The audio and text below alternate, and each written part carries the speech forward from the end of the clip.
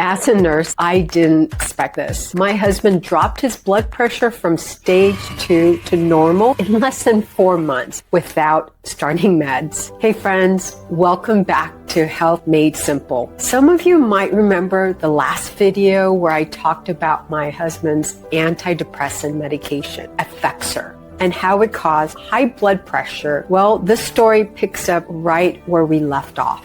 So a few months ago, my husband went in for his yearly checkup. Nothing special, the usual labs, weight, blood pressure, and bam, his blood pressure was 142/90. We knew about this high blood pressure thing for a while now, but it wasn't in his mindset to do anything about it. And that all changed with some additional bad results from his yearly checkup, like high cholesterol. Now, I know for some people that number doesn't sound that bad, but here's the thing. According to the American Heart Association, that's classified as stage 2 hypertension. Not stage 1, not pre-hypertension, not borderline, stage 2. And as usual, the doctor's solution?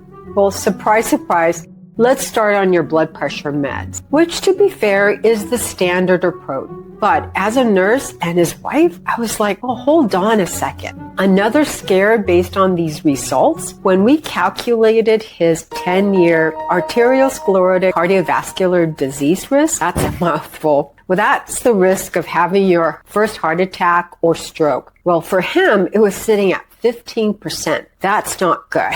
That's basically 1 in 7 odds of getting the big one, the heart attack. And if he kept going the way he was, that number would only creep up. And wait a minute, that's making of having stents placed in his heart.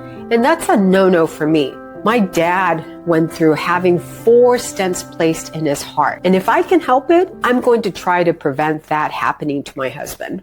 So let's look at some of the culprits for him and let's break it down. So what's causing his high blood pressure for him? Well, the Effexor, the medication, higher doses is notorious for raising blood pressure. Multiple studies show that up to 13% of people on higher doses develop sustained hypertension. And you might ask, well, what dosage was he on? He was on 150 milligrams. So those higher doses, studies showed that you can develop sustained or chronic high blood pressure or hypertension. Another factor for him, my husband has been, let's just say, allergic to regular exercise for decades. Sure, he plays golf occasionally and I play with him, but walking to the golf cart doesn't really count as cardio. I'm sorry. Well, and also he's overweight and his lab showed high cholesterol on top of it all. And put that all together, and his 10-year risk, that's his chance of having a heart attack or stroke, came out to that 15%. That's not a number you want trending upward for sure. Now, no one wants to know that their risk of having a heart attack or stroke is going to be anywhere near that number. And so this was his wake-up call. And here's the part that shocked me. Instead of saying, fine, I'll take the pill, he said, well, no, I'm not ready to go down that road. Yay! So he hired a trainer. Why? Because he admits he's not motivated enough to do it on his own. And let me tell you, he definitely doesn't want me training him. Apparently, I'm too scary.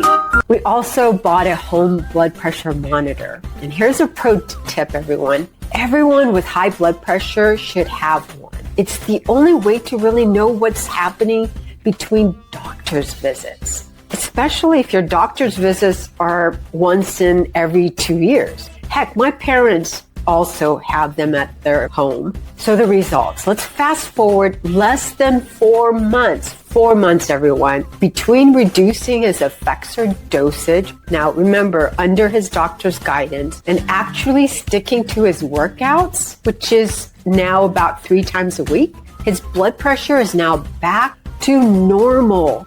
Yay! From stage 2 hypertension to normal in under 100 days? Honestly, as a nurse, I'm impressed. And lifestyle change isn't easy, and most people don't see results this quickly. but exercise and medication adjustments for him, together, they can be so powerful. So my husband basically hacked his own health with sweat and smarter med management.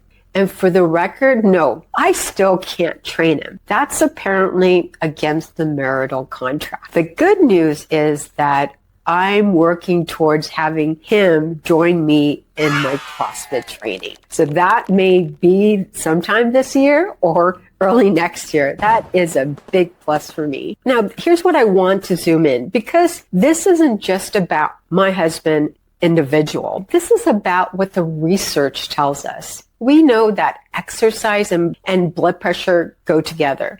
The CDC reports that regular physical activity can lower your blood pressure by 5 to 8 points. That's as effective as a first-line medication.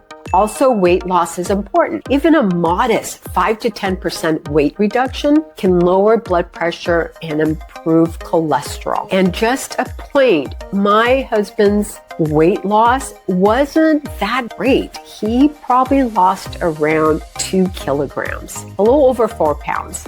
But his med reduction and the exercise itself really improved and lowered his blood pressure. Another thing is home monitoring. Studies show people who track at home have better blood pressure control. And that's kind of obvious, right? And his heart attack risk or stroke risk, by normalizing his blood pressure, he likely shaved several percentage points off his 10-year heart disease risk. Yay. That would mean the difference between a stent at age 65 and no stent at all. That's huge, everyone. And look, the best part of it, he actually likes his trainer. He's moving more, eating better, and even bragging about his workouts, because he tells me that he's actually sore now. And meanwhile, I'm sitting over here thinking, oh sure, you'll listen to your trainer, but not your nurse wife with a PhD in nursing. Oh well, marriage, right? And here's some last takeaways. Stage 2 hypertension doesn't always mean you're doomed to lifelong medication, like some of my patients that I took care of. Sometimes it means your body is really telling you or screaming at you to make a change. For my husband, the combination of lowering his Effexor dose, sticking to a trainer-led exercise program, and tracking his numbers weekly really worked wonders. And in less than 4 months, he went from 15% 10-year heart attack risk to feeling healthier than he has in decades. And listen, if my golf-loving, gym-hating husband can do it, there's hope for everyone, and I mean it. So don't just accept the prescription, guys. Ask questions, make those changes, and maybe, just maybe, surprise your husband, your wife, or partner in the process. Hooray for normal blood pressure. This is Health Made Simple. I'm here to share real stories, real stats, and real solutions. So don't forget to like, subscribe, and share this with someone who might need their own wake-up call. And see you at the golf course or at the gym.